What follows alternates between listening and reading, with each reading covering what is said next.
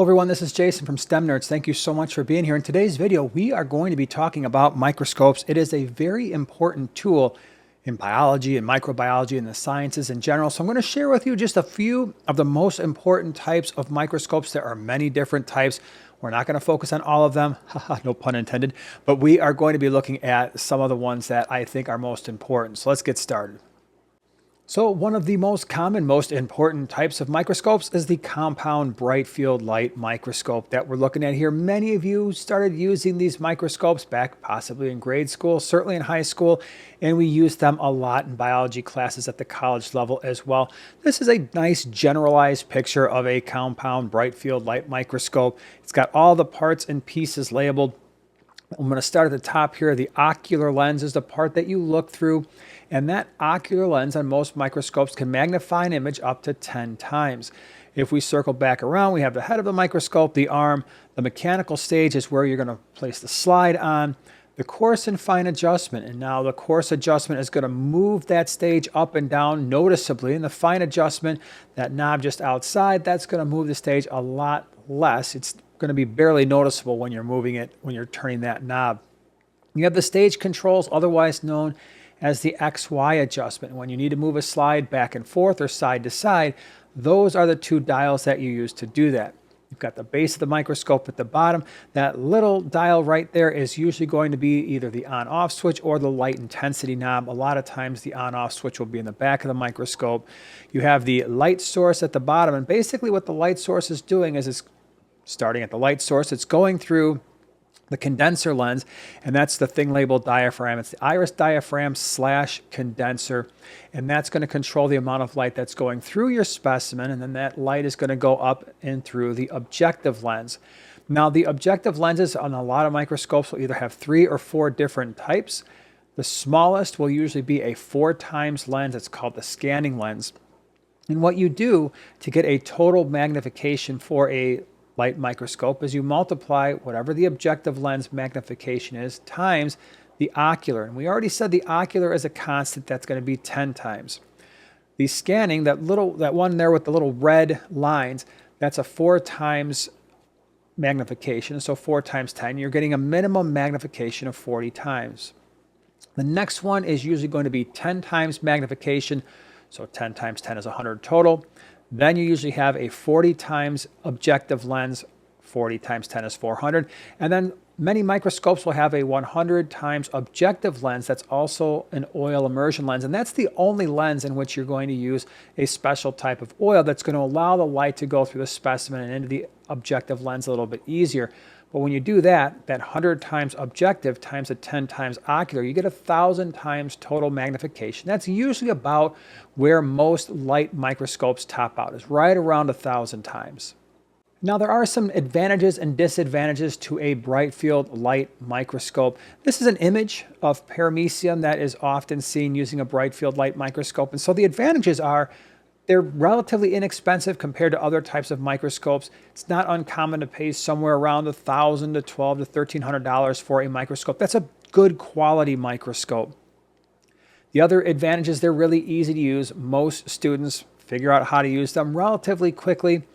If there's a disadvantage, one of the disadvantages is you're limited in terms of magnification, around 1,000 times. And so magnification is how large an image appears. And there's 3 really basic terms that we need to know when it comes to microscopes. Magnification.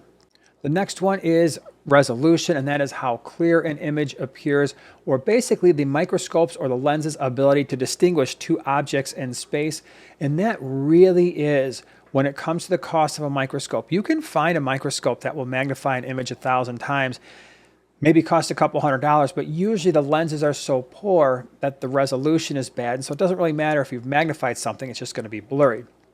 The more money you spend, usually the better the resolution is going to be. And the third concept is contrast, the ability to distinguish different shades. And unfortunately, the Brightfield light microscope does a really poor job of contrast in and of itself. And so you're seeing a picture here of paramecium. These are really large cells. But if we were looking at, let's say, bacterial cells or smaller eukaryotic organisms, single cells, it's really, really difficult to see them using a Brightfield light microscope without having to stain the specimen to increase the contrast. And so magnification, how large something appears, resolution, the clarity of the object, and contrast, distinguishing between different shades. Those are all really important concepts when it comes to microscopy. Now, the nice thing is when it comes to the Brightfield light microscope, you can use staining processes to enhance the contrast of the specimen that you're looking at to see them a little bit more easily. And there's lots of different types of staining procedures. Some of the more common ones are some of the differential staining procedures that actually give us some information about the structure of the cells that we're looking at. This is called a gram stain, something we talk about in microbiology. So in a gram stain, we're differentiating cells, bacterial cells based on cell wall, but you can see we're adding a stain that is allowing us to visualize the microbes. Without the stain, without a stain for bacteria, like I said, you probably wouldn't be able to see bacteria using a standard compound Brightfield light microscope. This is another differential stain called the acid-fast stain, and this is a really important one, especially in biomedical and microbiology, because it allows us to determine whether or not the cell has this coating called mycolic acid. And guess what type of cell has that? The one that causes tuberculosis. And this is the endospore staining. You can see here the little bit of green, that faint green, allows us to stain endospores. And we learned about endospores in the past. These are structures that when cells produce them, they become highly resistant to UV and desiccation and antiseptics and disinfectants, drying out. So these things are really important. Things like bacillus. Anthrax would be a really good example. Tetanus would be a really good example. These are all spore-forming organisms, and this staining process allows us to visualize the spores. Something you can do with a microscope, but not the Brightfield light microscope unless we stain it. Another thing that we can do with a microscope, especially after we stain the cells, is we can see the cell shape, and that can give us an indication, especially in the land of microbiology, if there is a microbe that's causing an infection, what it may be. So in addition to the differential staining processes, we get to see the cell shape. Now this one here is called a coccus or cocci, plural, and this is basically just a fancy word for a cell that is circular in nature. Now this picture is not from a Brightfield light microscope. It's an electron microscope that has then been computer generated and enhanced to show color. The other thing that we can do when it comes to microscopy is not only look at the cell shape, but the arrangement of the cells. This is a streptococci, and what that means, strepto means long chains. And you can have clusters, you can have packets where they're all kind of grouped together. But this strepto is really important. You might have heard of strep throat. Let me show you a picture of that in case you haven't. Strep throat is an infection that can cause swelling and all kinds of nastiness like this, secretions in the back of the throat, usually requires antibiotics. But strep throat means you have the coccus organism that is in chains, and that's what that word actually means when we're discussing streptococcus. Another very common shape is the bacilli or bacillus. These are rod-shaped organisms, and in fact in microbiology we just call them rods generally, but the scientific term is bacillus or bacilli. This is an interesting shape. This is the spirochete. It's kind of like a corkscrew looking shape. Again, in the land of microbiology, one of the most common is the organism that causes syphilis is a spirochete. This shape here is called Vibrio, and Vibrio is important because this is the causative agent of cholera. And you can see here, it kind of looks like a bacillus, except for the Vibrio, there is a curve to it. It's almost U or V shaped. And here we have the spirillum. The spirillum are kind of a wavy form, not to be confused with the spirochete, but you can see here we have basically a nice wavy microbe, and that, again, that's the spirillum. Now, the next type of microscope I want to talk about is still a light microscope, but it's the phase contrast microscope, and these are really cool. Now, advantages, disadvantages of the phase contrast microscope. Well, one of the main advantages is you don't have to stain the cells in order to see them. The parts and pieces are mostly the same, except here you're going to notice an extra dial underneath the stage. And that extra dial is the phase contrast ring. And what that ring does is it allows the light to go through a specimen in such a way where we can see the specimen without having to stain it. Huge advantages there, because when you stain a specimen, you destroy that specimen, you kill it. And usually when you're staining specimens, you have to heat fix the microbes that you're staining, and therefore that heat also kills the microbe, and it can also distort the shape. But because you don't have to stain, because you don't have to heat fix with a phase contrast microscope, you can actually visualize living cells. You can visualize motility, In this particular microscope, remember I talked about the endospore stain? You don't have to do that. You don't have to stain the cells to see endospores. You can see them using this phase contrast microscope. Now, if there are disadvantages to this, they're a little bit more expensive, where I said the standard Brightfield light microscope for a high quality one, anywhere from $1,000 to maybe $1,300.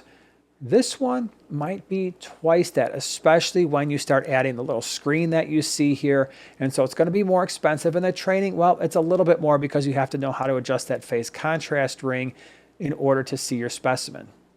Here's an image of what you might see using a phase contrast microscope. Again, you can see we didn't have to stain this specimen in order to see it a lot more clearly. Now, again, there are lots of other light microscopes. So again, I'm just focusing on the few that are the most common. This is another really important microscope, but it's not a light microscope anymore. Now we're dealing with the electron microscope, and there are some very significant advantages and disadvantages to this particular microscope. Well, one, in terms of the advantages, resolution is going to be significantly better, as is the magnification. This microscope will allow you to see cell organelles, viruses, bacteria in tremendous detail. There are some disadvantages. One, cost. These can cost considerably more, anywhere from $20,000 to $100,000, depending on the type of electron microscope and all of the different features that you add to it. The other thing is training. Usually students will walk up to a light microscope and figure out how to use it. This is one that would take significant training, and they're far less common. Now, there are two types of electron microscopes. One is the transmission electron microscope. That's a picture that you're seeing here. With transmission electron microscopy, what you're doing is you're slicing a cell very thin. You're coating it with a heavy metal in a vacuum. And this is going to allow you to see the internal parts of a cell in great detail. This is genetic material in the nucleus of a cell. This is an image from a scanning electron microscope, and here we're looking at the details of a cell, not necessarily the internal components. Really, really cool. You're still placing the cell in a vacuum. Now, one other thing to consider with the electron microscopes, for the most part, you're still dealing with cells that are dead, just like you were with the Brightfield light microscope, because you're usually having to put them in a vacuum, coat them with some type of a heavy metal, and a lot of the prep is going to kill the cell as well. All right, so that is a brief overview of some of the important types of microscopes that we deal with in biology. There are other types like the fluorescent microscope, which allows us to see basically cells that are fluorescently labeled. Sometimes you can see cell organelles. Sometimes you can see macromolecules that they've brought into the cell using a fluorescent microscope, but that is a type of light microscope. Dark field microscopes are another type that would allow you to see the cell's exterior without having to stain the cells, but usually you're still heat fixing the cells, and so it's not going to be as good as phase contrast. But as always, thank you so much for being here. Have a great week, everyone.